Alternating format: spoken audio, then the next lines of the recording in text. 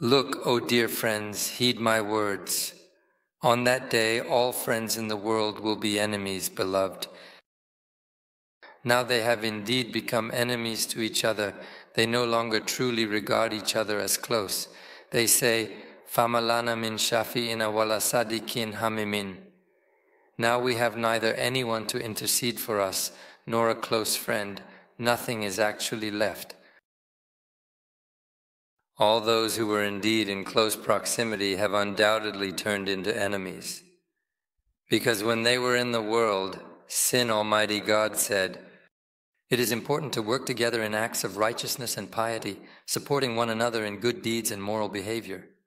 Conversely, it is crucial to avoid collaborating in actions that involve sin, enmity, and corruption, as these lead to negative consequences and harm to society. Therefore, if the principle of friendship is based on piety towards Allah the Mighty and Majestic, meaning if two people become friends and their friendship is based on respect for Almighty God, then Allah the Mighty and Majestic has bestowed a great favor and granted that friendship eternity. Because except for the pious, their friendship continues," said Almighty God. Could there be a greater favor from the Almighty God, the Creator of all things? Indeed, many of my friends always boast of their everlasting and unbreakable friendship.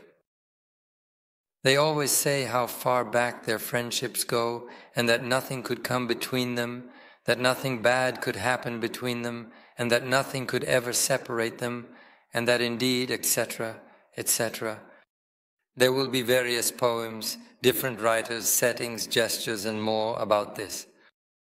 But if a friendship, if a companionship, if a close relationship is not based on respect for Allah the Mighty and Majestic and is not conducted with this respect, it will soon turn into enmity. This goes to show the significance of having respect for Allah, as it is essential for maintaining strong and positive relationships.